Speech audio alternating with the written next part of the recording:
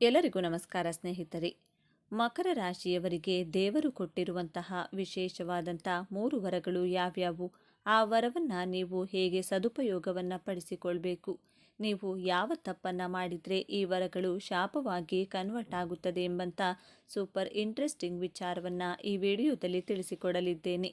ಅದಕ್ಕೂ ಮುಂಚೆ ನಮ್ಮ ಚಾನಲನ್ನು ಸಬ್ಸ್ಕ್ರೈಬ್ ಮಾಡಿಕೊಂಡು ನನಗೆ ಪ್ರೋತ್ಸಾಹ ನೀಡುತ್ತಿರುವಂಥ ಪ್ರತಿಯೊಬ್ಬರಿಗೂ ನನ್ನ ಪ್ರೀತಿಯ ಹೃತ್ಪೂರ್ವಕ ಧನ್ಯವಾದಗಳು. ಇದೇ ರೀತಿ ನಿಮ್ಮ ಪ್ರೋತ್ಸಾಹ ನಮ್ಮ ಚಾನಲ್ ಮೇಲಿರಲಿ ಅಂತ ಆಶಿಸ್ತಾ ಇದ್ದೇನೆ. ತಡ ಮಾಡದೆ ಇವತ್ತಿನ ವಿಡಿಯೋವನ್ನು ಸ್ಟಾರ್ಟ್ ಮಾಡೋಣ ಬನ್ನಿ. ಮಕರ ರಾಶಿ ರಾಶಿ ಚಕ್ರದಲ್ಲಿ 10ನೇ ರಾಶಿಯಾಗಿರುತ್ತದೆ. ಮಕರ ರಾಶಿಯ ಅಧಿಪತಿ ನ್ಯಾಯಾಧೀಶ ದಂಡನಾಯಕ ಶನಿದೇವ. ಈ ರಾಶಿಯಲ್ಲಿ ಮಂಗಳ ಗ್ರಹ ಉಚ್ಚ ಸ್ಥಾನದಲ್ಲಿರುತ್ತದೆ. ಗುರುಗ್ರಹ ನೀಚ ಸ್ಥಾನವನ್ನು ಪಡೆಯುತ್ತಾರೆ. ಶುಕ್ರ ಯೋಗಕಾರಕ ಗ್ರಹ, ಆದರೆ ಬುಧ ನಿಮ್ಮ ಭಾಗ್ಯಾಧಿಪತಿ ಗ್ರಹವಾಗಿರುತ್ತದೆ. ಮಕರ ರಾಶಿಯವರಿಗೆ ದೇವರು ಕೊಟ್ಟಿರುವಂತಹ 3 ವರಗಳು, ಆ ವರಗಳು ಯಾವ ಗ್ರಹ ನಕ್ಷತ್ರಗಳು ಕೊಟ್ಟಿಲ್ಲ. ನಿಮಗೆ ಈ ವರದಾನವನ್ನು ನಿಮಗೆ ಕರುಣಿಸಿದವರು ಸಾಕ್ಷಾತ್ ದೇವರು.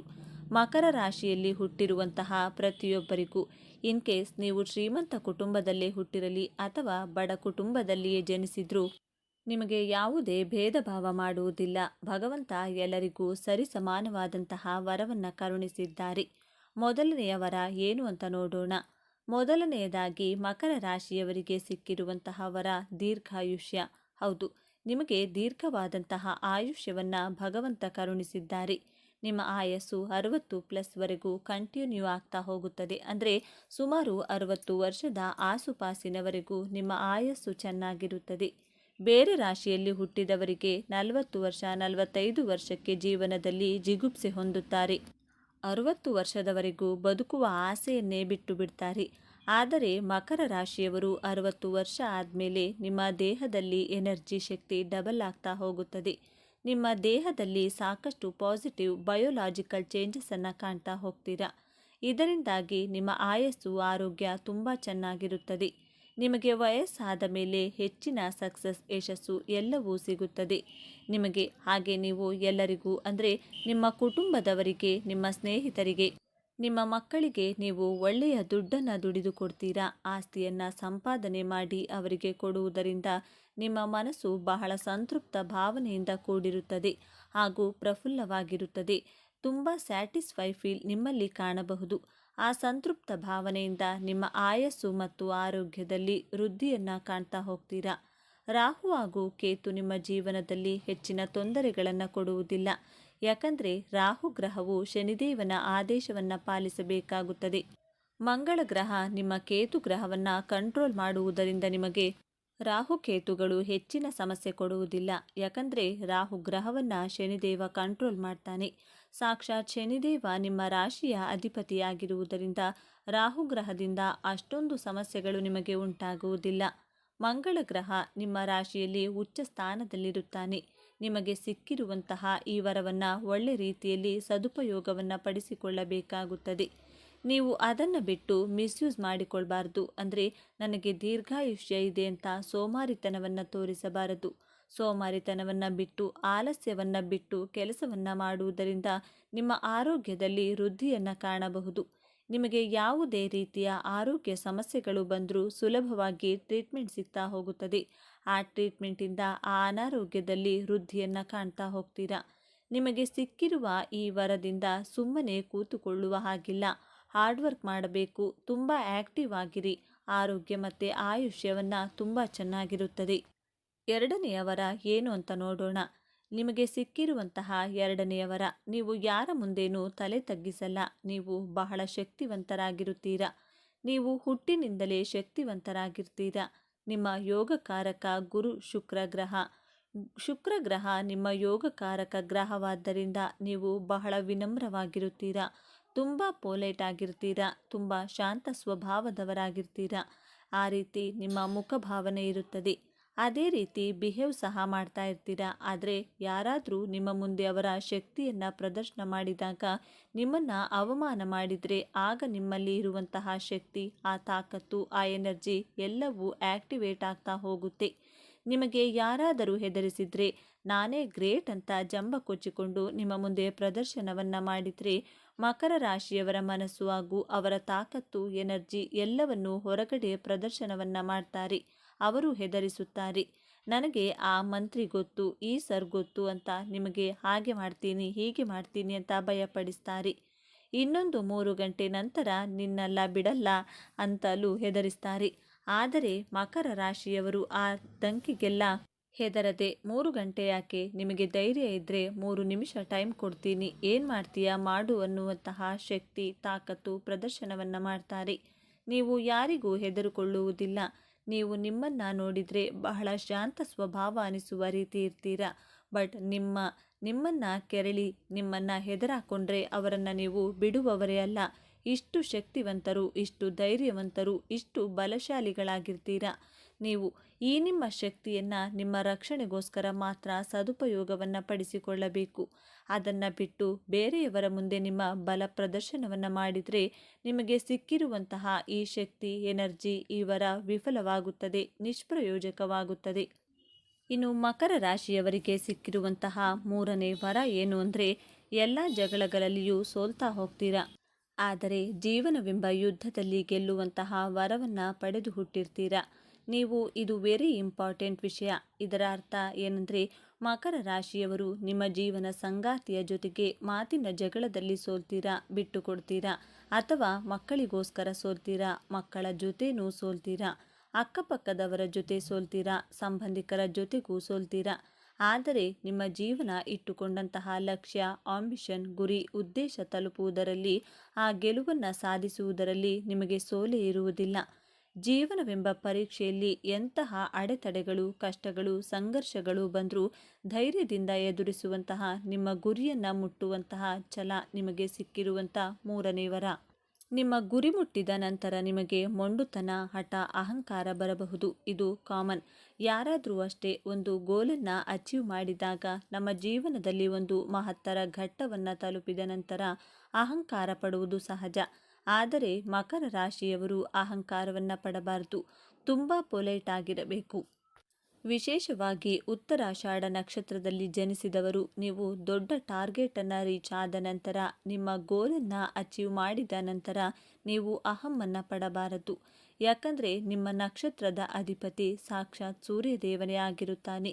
ಆದ್ದರಿಂದ ಹಿಡಿದ ಕೆಲಸ, ಗುರಿಯನ್ನು ನೀವು ಮುಟ್ಟುತ್ತೀರಾ. ಸೂರ್ಯದೇವ ನಿಮಗೆ ಮತ್ತೆ ಅಹಮ್ಮನ್ನು ಕೊಡುತ್ತಾರೆ.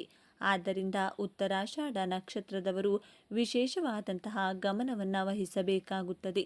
ಇದರ ಜೊತೆಗೆ ಶ್ರವಣ ನಕ್ಷತ್ರ, ಧನಿಷ್ಠ ನಕ್ಷತ್ರದವರು ಸಹ ನಿಮ್ಮ ಜೀವನದಲ್ಲಿ ಉನ್ನತ ಗುರಿಯನ್ನು ತಲುಪಿದ ನಂತರ ಅಹಂಕಾರವನ್ನು ಪಡದೆ, ಅಹಂ ಭಾವನೆ ನಿಮ್ಮ ಮನಸ್ಸಿನಲ್ಲಿ ಬಂದಿದ್ದೇ ಆದರೆ ಆ ಕ್ಷಣವೇ ದೇವರು ನಿಮಗೆ ನೀಡಿದಂತಹ ಆ ವರವನ್ನು ನಿಷ್ಫಲವಾಗಿ ಮಾಡುತ್ತಾನೆ. ಈ 3 ವರಗಳನ್ನು ಪಡೆದಿರುವಂಥ ಮಕರ ರಾಶಿಯವರು ಸರಿಯಾಗಿ ಇದರ ಸದುಪಯೋಗವನ್ನು ಪಡಿಸಿಕೊಂಡು ನಿಮ್ಮ ಜೀವನದಲ್ಲಿ ಉನ್ನತ ಗುರಿ, ಉದ್ದೇಶಗಳನ್ನು ತಲುಪಿ ಅಂತ ಹೇಳ್ತಾ ಈ ವಿಡಿಯೋವನ್ನು ಮುಗಿಸ್ತಾ ಇದ್ದೇನೆ. ಮತ್ತೆ ಮುಂದಿನ ವಿಡಿಯೋದಲ್ಲಿ ಸಿಗೋಣ. ಈ ವಿಚಾರಗಳು ನಿಮಗೆ ಇಷ್ಟ ಆಗಿದೆ ಅಂತ ಭಾವಿಸ್ತಾ ಇದ್ದೇನೆ. ಇಷ್ಟ ಆಗಿದ್ದರೆ ನಮ್ಮ ಚಾನಲನ್ನು ತಪ್ಪದೇ ಸಬ್ಸ್ಕ್ರೈಬ್ ಮಾಡಿಕೊಳ್ಳಿ. ಈ ವಿಡಿಯೋಗೆ ಒಂದು ಲೈಕ್ ಕೊಡೋದನ್ನು ಮರಿಬೇಡಿ. ಈ ವಿಡಿಯೋವನ್ನು ನಿಮ್ಮ ಫ್ರೆಂಡ್ಸ್ ಆ್ಯಂಡ್ ಫ್ಯಾಮಿಲಿ ಗ್ರೂಪಲ್ಲಿ ಹೆಚ್ಚು ಶೇರ್ ಮಾಡಿ. ನಿಮ್ಮ ಅಭಿಪ್ರಾಯವನ್ನು ತಪ್ಪದೇ ಕಮೆಂಟ್ ಮಾಡಿ. Thank you friends.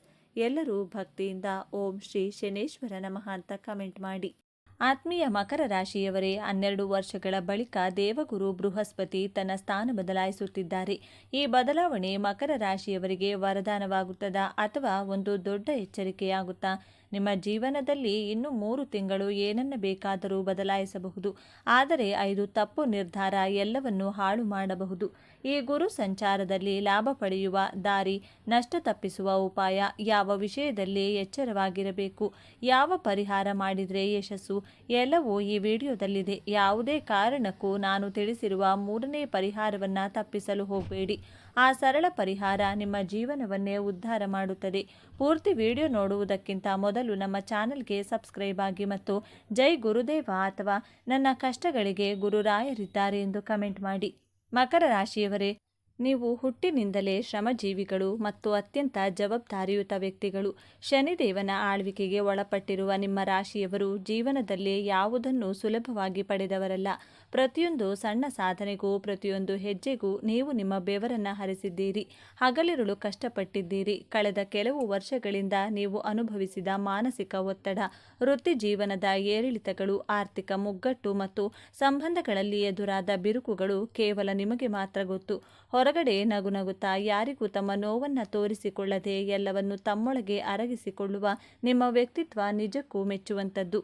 ಇನ್ನು ನಿಮ್ಮ ವೈಯಕ್ತಿಕ ಜೀವನದ ಬಗ್ಗೆ ಹೇಳೋದಾದರೆ, ಮಕರ ರಾಶಿಯ ಅವಿವಾಹಿತರಿಗೆ ಇದು ನಿಜಕ್ಕೂ ಒಂದು ಸುವರ್ಣ ಕಾಲ.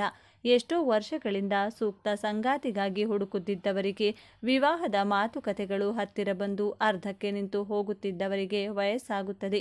ಮದುವೆ ಯೋಗ ಕೂಡಿ ಬಾರದೆ ಕಂಗಾಲಾಗಿದ್ದವರಿಗೆ ಈಗ ಖಚಿತವಾದ ವಿವಾಹ ಯೋಗ ಕೂಡಿ ಬರಲಿದೆ.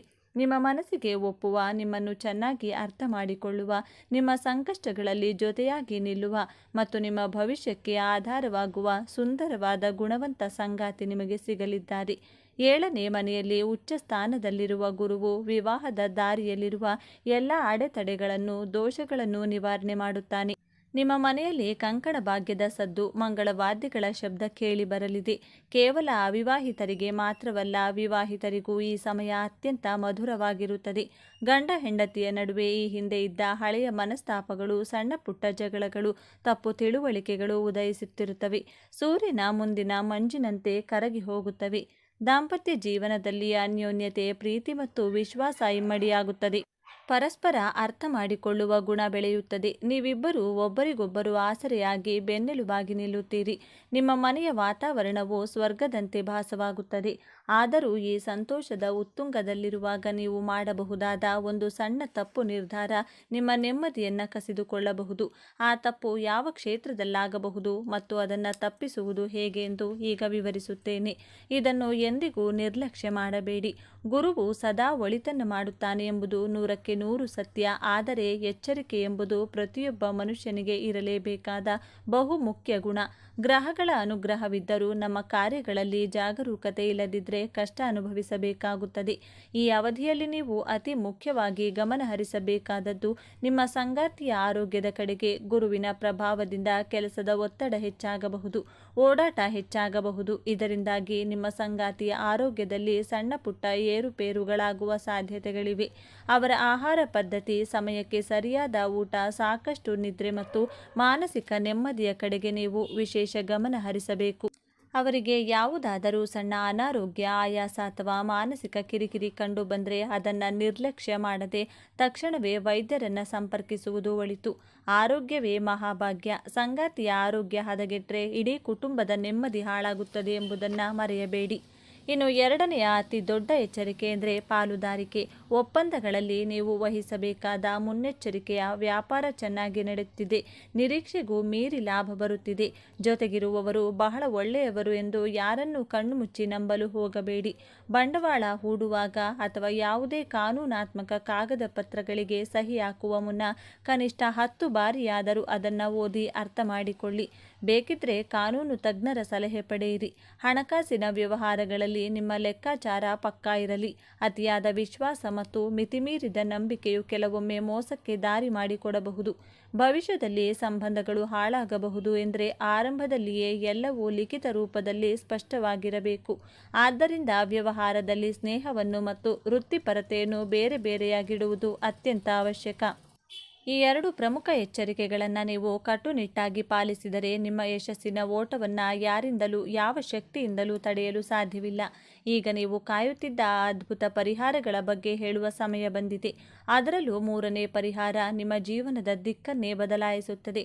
ಅದೇನು ಎಂದು ತಿಳಿಯಲು ಸಿದ್ಧರಾಗಿ. ನಿಮ್ಮ ಅದೃಷ್ಟವನ್ನು ಇನ್ನಷ್ಟು ಹೆಚ್ಚಿಸಿಕೊಳ್ಳಲು ಎದುರಾಗಬಹುದಾದ ಸಣ್ಣ ಪುಟ್ಟ ವಿಘ್ನಗಳನ್ನು ದೂರ ಮಾಡಲು ಮತ್ತು ಗ್ರಹಗಳ ಸಂಪೂರ್ಣ ಆಶೀರ್ವಾದವನ್ನು ಪಡೆಯಲು ಕೆಲವು ಅತ್ಯಂತ ಸರಳವಾದ ಆದರೆ ಅತ್ಯಂತ ಶಕ್ತಿಶಾಲಿಯಾದ ಪರಿಹಾರಗಳನ್ನು ನೀವು ಶ್ರದ್ಧೆಯಿಂದ ಮಾಡಬೇಕಾಗುತ್ತದೆ. ಮೊದಲನೆಯದಾಗಿ ಸಂಪತ್ತಿನ ಅಧಿದೇವತೆಯಾದ ಐಶ್ವರ್ಯ ಮಹಾಲಕ್ಷ್ಮಿಯ ಕೃಪಾ ಕಟಾಕ್ಷವನ್ನು ಪಡೆಯಲು ಪ್ರತಿ ಶುಕ್ರವಾರ ತಪ್ಪದೇ ಸ್ನಾನದ ನಂತರ ಶುಚಿರ್ಭೂತರಾಗಿ ಶ್ರೀ ಸೂಕ್ತವನ್ನು ಪಠಿಸಿ. ಶ್ರೀ ಸೂಕ್ತದ ಪಠಣವು ಸಾಮಾನ್ಯವಾದದ್ದಲ್ಲ. ಅದರಲ್ಲಿರುವ ಪ್ರತಿಯೊಂದು ಅಕ್ಷರವೂ ಬೀಜಾಕ್ಷರಗಳಷ್ಟೇ ಶಕ್ತಿಯುತವಾಗಿವೆ. ಇದರ ಪತನದಿಂದ ಮನೆಯಲ್ಲಿರುವ ದರಿದ್ರ ಮತ್ತು ನಕಾರಾತ್ಮಕ ಶಕ್ತಿಗಳು ನಾಶವಾಗಿ ದೈವಿಕ ಸಕಾರಾತ್ಮಕ ಶಕ್ತಿಯ ಸಂಚಾರವಾಗುತ್ತದೆ. ಹಣದ ಹರಿವು ನಿರಂತರವಾಗಿರಲು, ಬಂದ ಹಣ ಕೈಯಲ್ಲಿ ನಿಲ್ಲಲು ಇದು ದಾರಿ ಮಾಡಿಕೊಡುತ್ತದೆ. ನಿಮಗೆ ಸಂಸ್ಕೃತ ಶ್ಲೋಕಗಳನ್ನು ಪಠಿಸಲು ಕಷ್ಟವಾದರೆ ಅಥವಾ ಸಾಧ್ಯವಾಗದಿದ್ದರೆ ಶುಕ್ರವಾರದಂದು ಬೆಳಿಗ್ಗೆ ಮತ್ತು ಸಂಜೆ ಮನೆಯಲ್ಲಿ ದೀಪ ಹಚ್ಚಿ ಶ್ರೀ ಸೂಕ್ತದ ಆಡಿಯೋವನ್ನು ಭಕ್ತಿಯಿಂದ ಕೇಳಿದರೂ ಸಾಕು. ಭಗವಂತ ನಿಮ್ಮ ಭಕ್ತಿಯನ್ನು ಮೆಚ್ಚುತ್ತಾನೆ.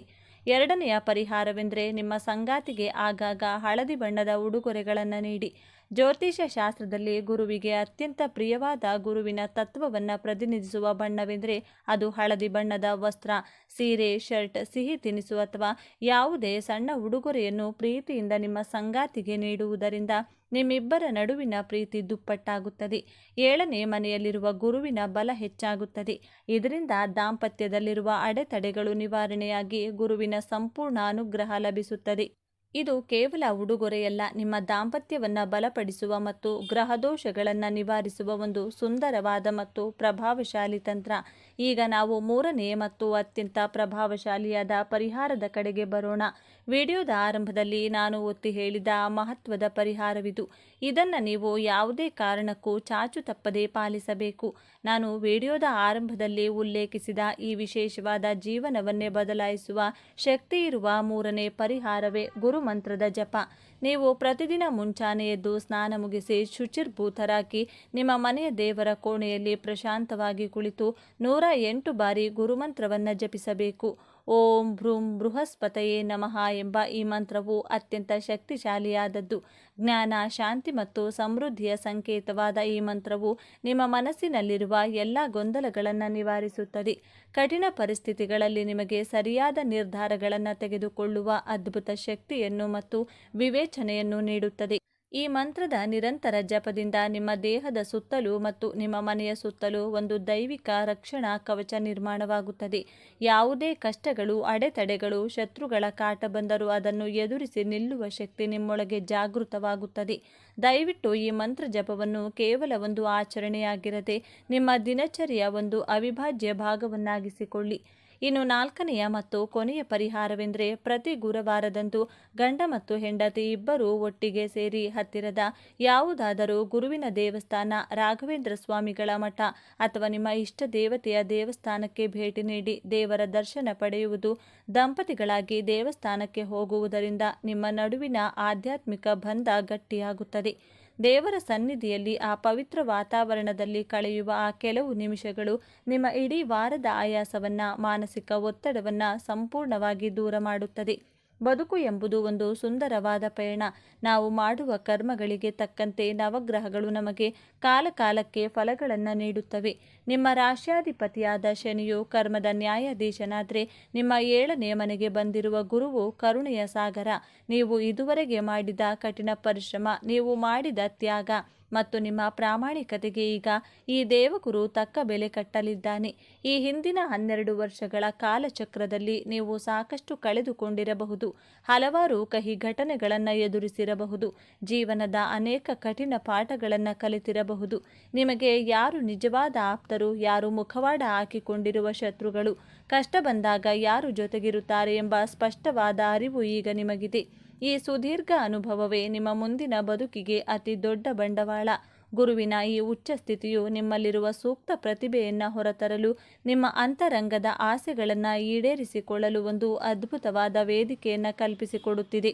ವಿಡಿಯೋವನ್ನು ಇಲ್ಲಿಯವರೆಗೆ ಅತ್ಯಂತ ತಾಳ್ಮೆಯಿಂದ ಮತ್ತು ಆಸಕ್ತಿಯಿಂದ ನೋಡಿದ್ದಕ್ಕಾಗಿ ನಿಮಗೆಲ್ಲರಿಗೂ ಹೃದಯಪೂರ್ವಕ ಧನ್ಯವಾದಗಳು. ನಾನು ಆ ಭಗವಂತನಲ್ಲಿ ಕಳಕಳಿಯಿಂದ ಪ್ರಾರ್ಥಿಸುತ್ತೇನೆ. ದಯವಿಟ್ಟು ನಮ್ಮ ಚಾನಲ್ಗೆ ಈಗಲೇ ಸಬ್ಸ್ಕ್ರೈಬ್ ಆಗಿ. ಈ ವಿಡಿಯೋದಲ್ಲಿ ನೀಡಲಾದ ಮಾಹಿತಿ ನಿಮಗೆ ಇಷ್ಟವಾಗಿದ್ದರೆ, ನಿಮ್ಮ ಮನಸ್ಸಿಗೆ ನಾಟಿದರೆ ಖಂಡಿತವಾಗಿ ಒಂದು ಲೈಕ್ ಮಾಡಿ. ಕಮೆಂಟ್ ಬಾಕ್ಸ್ನಲ್ಲಿ ಜೈ ಗುರುದೇವ ಅಥವಾ ನನ್ನ ಕಷ್ಟಗಳಿಗೆ ಗುರು ರಾಯರಿದ್ದಾರೆ ಎಂದು ಬರೆಯುವುದನ್ನು ಯಾವುದೇ ಕಾರಣಕ್ಕೂ ಮರೆಯಬೇಡಿ. ಧನ್ಯವಾದಗಳು.